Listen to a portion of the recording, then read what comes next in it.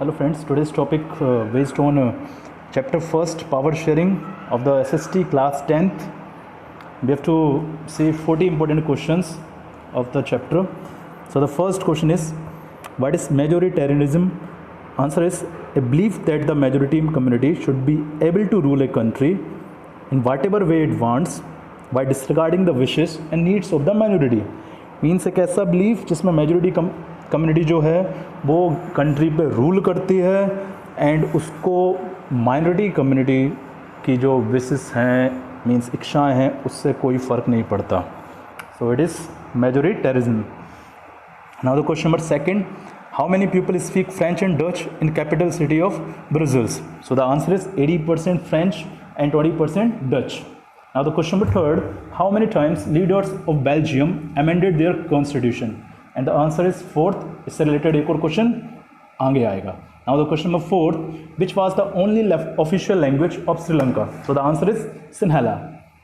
Now question number five, which community was rich and powerful in Belgium? So the answer is French. मैं इस video को थोड़ा छोटा बना रहा हूँ, जल्दी जल्दी बढ़ के आप इसको पोस्ट करके देख सकते हैं, जो क्वेश्चन हैं उसके स्क्रीनशॉट ले सकते हैं. So it's not a problem, आपको वीडियो छोटा मिलेगा, ये आपके लिए अच्छा है. Now the question number 6, mention one steps which was taken by Sri Lankan government to create majoritarianism. क्या वो स्टेप थी जिसकी वजह से श्रीलंकन गवर्नमेंट ने मेजोरिटेरिज्म जो चीज़ है उसको वहाँ पर स्टार्ट किया? वो कैसे हुआ? 1956 an act was passed to recognise Sinhala as the official language. Sri Lanka में सिन्हाला को ऑफिशियल लैंग्वेज बनाकर उन्होंने मेजोरिटिज्म को एक तरीके से स्टार्ट कर दिया था. Now question number 7, state one prudential reason and one moral reason for power sharing from the Indian context. So prudential reason means जो जरूरी है, एंड मॉरल मीन्स जो मॉरली रूप से जरूरी है. सो प्रूडेंटियल मीन्स यहाँ पर क्या आंसर आएगा इसका कि हम पावर शेयरिंग कैसे कर रहे हैं इंडियन कॉन्टेक्स्ट में? India as a multi national society, हमारी इंडिया एक मल्टी नेशनल सोसाइटी है, सो पावर शेयरिंग करना ऑब्वियसली जरूरी है. एंड मॉरल रीजन क्या है? India as a democratic country, हमारी कंट्री कैसी है? डेमोक्रेटिक कंट्री है. सो डिफरेंस बिटवीन पूछा है हमसे क्वेश्चन नंबर 8 में, what is the difference between prudential and moral reasons for power sharing? And the answer is prudential reasons stress the power sharing will bring out better outcomes और result. Means prudential reasons में हमको अच्छे outcomes मिलते हैं या फिर result मिलते हैं, where is moral reasons emphasises the very act of power sharing is valuable. And moral reasons में पावर शेयरिंग को काफ़ी ज़्यादा वैल्यूएबल बताया है कि आपको ये काफ़ी ज़्यादा महत्वपूर्ण है कि आप पावर शेयर करो ताकि फ्यूचर में आपको इसका एक अच्छा बेनिफिट मिल सके. Now the question number 9, now the country which has lost peace due to majoritism. So the answer is definitely Sri Lanka. हम उसी के बारे में इस चैप्टर में पढ़ते आ रहे हैं. Now the question number 10, name two sub groups of Tamils in Sri Lanka. So sub groups के बारे में पूछा है तमिल के जो श्रीलंका में हैं तमिल्स के. सो 2 हैं, Sri Lankan Tamils and Indian origin Tamils. इसका आंसर आगे भी आएगा, वैसे इस बार भी बता देता हूँ.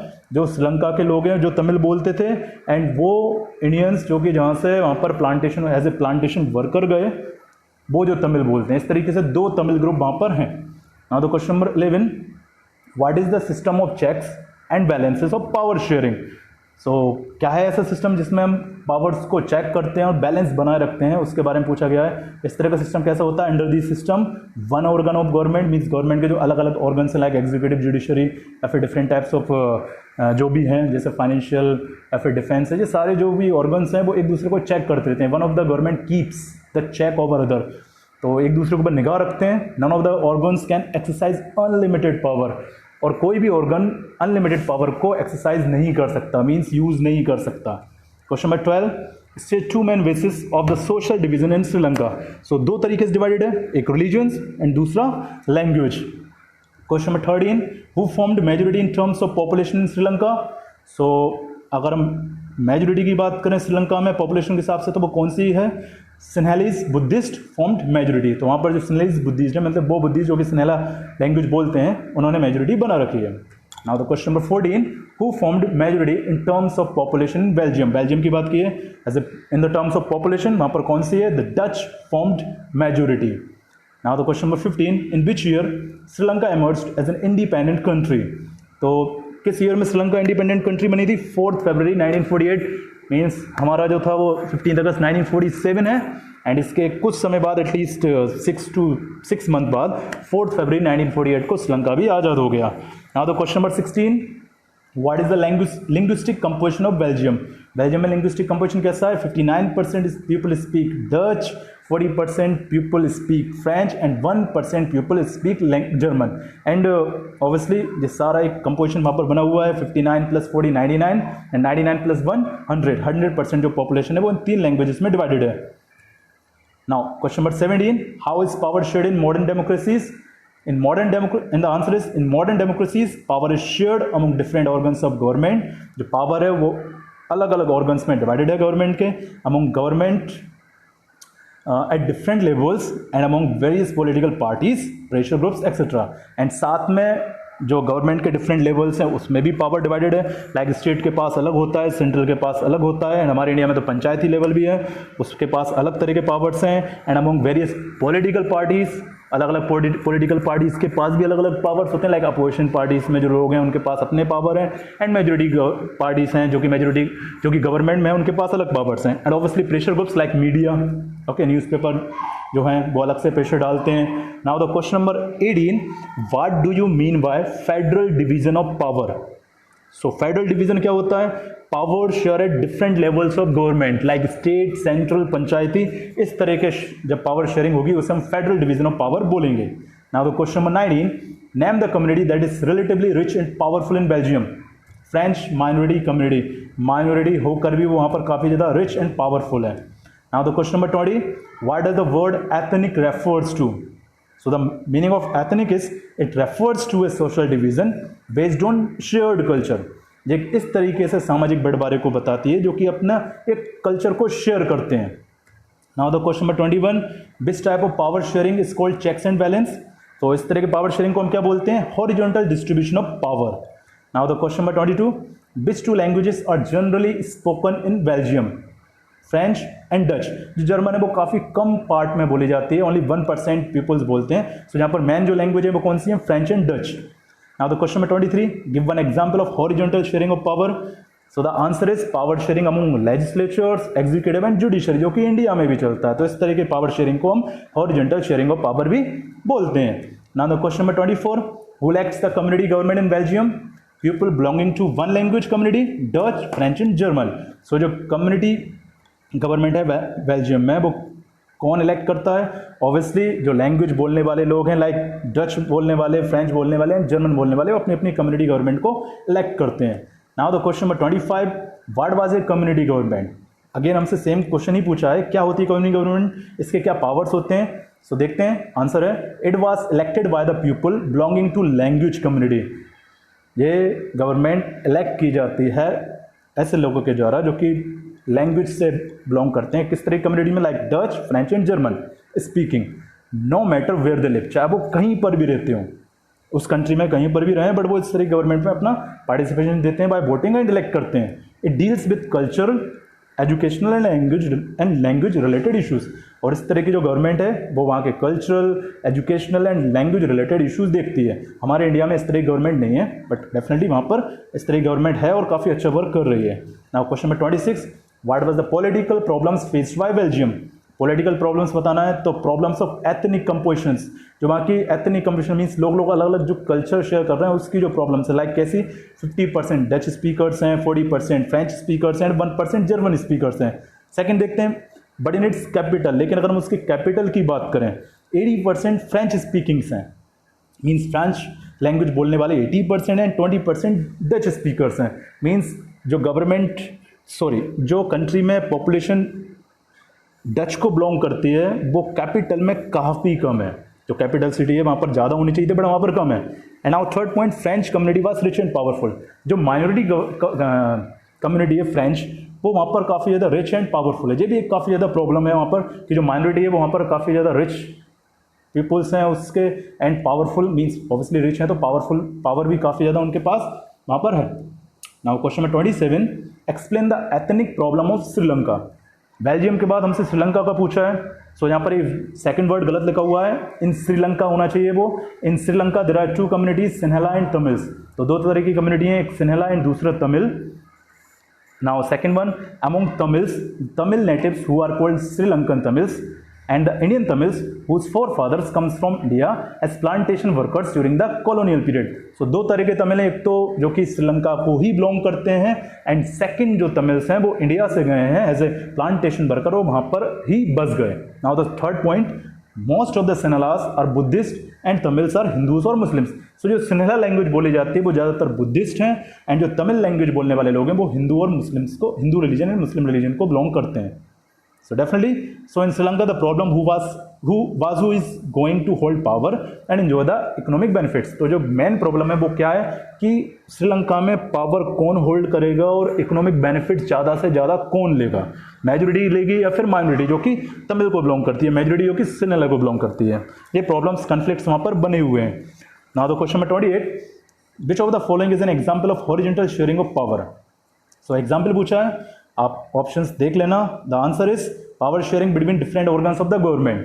इसका आंसर पहले भी निकल चुका है जो एमसीक्यू में दिया हुआ है. Now question number 29, the community government signifies. Community government किसको सिग्निफाई करती है? The power of government regarding cultural, educational, language related issue. इसका आंसर भी पहले निकल चुका है. सो आप इसके एमसीक्यू को एक तरीके से देख सकते हो कि कैसा आ सकता है. Now question number 30, power sharing is desirable because it help. Power sharing अच्छा क्यों है? क्योंकि ये हेल्प करता है. ऑप्शन पढ़ना, क्या हेल्प करता है ये? To reduce possibilities of conflicts, ताकि जो विवाद हैं, लड़ाइयाँ हैं, उनको कम से कम करा जा सके. पावर शेयर होगा, लोगों के पास अपने अपने पावर्स होंगे तो उसके हिसाब से वो डिसीजन लेंगे और कन्फ्लिक्ट्स कम से कम होंगे. Now question number 31, Sinhala was recognized as the only official language by the act of 1956. तो श्रीलंका में जो 1956 का एक्ट लाया गया था उसके थ्रू से ऑफिशियल लैंग्वेज बना दिया गया, रिकॉग्नाइज किया गया. Now question number 32, that is referred to as the social division based on cultural and language. तो इसका क्वेश्चन पहले भी आ चुका है. It is ethnic group.